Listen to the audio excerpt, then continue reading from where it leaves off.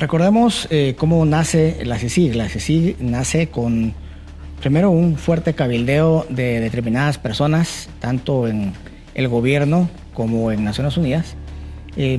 Se crea lo que se llamó CICIAX, pero la Corte de Constitucionalidad la declaró inconstitucional.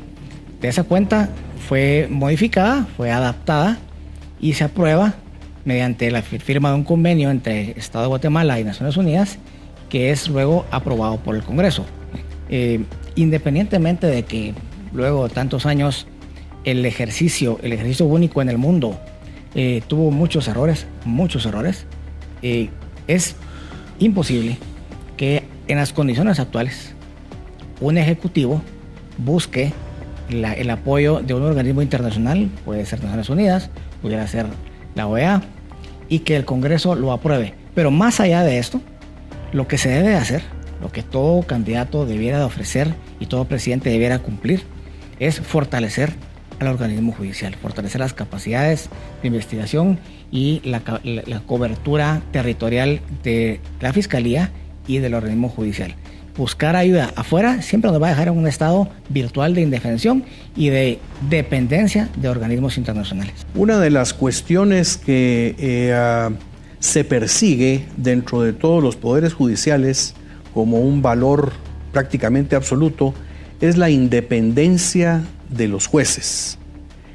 En el caso de la CICIG, desgraciadamente, se manipuló esa independencia, se persiguió jueces, se menospreció a otros jueces, se hizo lo posible para que la judicatura hiciera lo que la CICIG quería que se hiciera.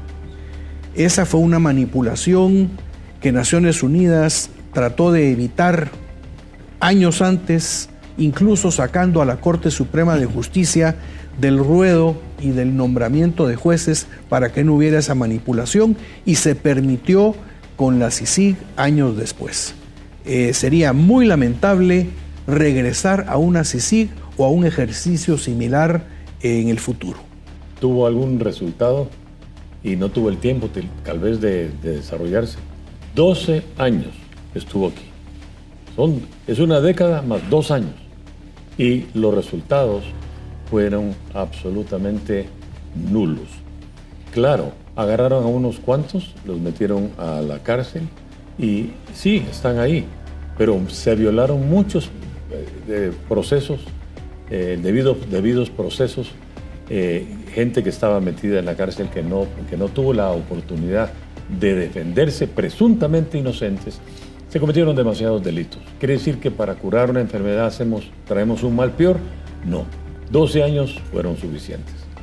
Es más, la CICIG se extralimitó a tal punto que querían cambiar la constitución política de la República de Guatemala. Un grupo de extranjeros haciendo eso. Sí, aquí hay que tomar muy en cuenta que cuando los candidatos atentan contra la soberanía del país, nos ponemos en riesgo. Yo quiero remontarme a los orígenes de la CICIG, que era combatir los SIACs, que eran los cuerpos clandestinos del crimen organizados inquistados dentro del Estado de Guatemala. Yo no veo ningún resultado de cuerpos clandestinos inquistados en el Estado, cuando hoy día el narcotráfico es el que gobierna en el Estado de Guatemala, en las Cortes, en las municipalidades, en el Congreso. Yo no veo esa lucha criminal adentro de las fuerzas de seguridad, de la policía o del ejército que se haya limpiado. Entonces, es totalmente fallido y, como decían ustedes, fue un experimento de Naciones Unidas que al final no cumplió con el cometido y por lo que tuvieron que ser expulsados muchos de sus funcionarios internacionales que estaban en Guatemala.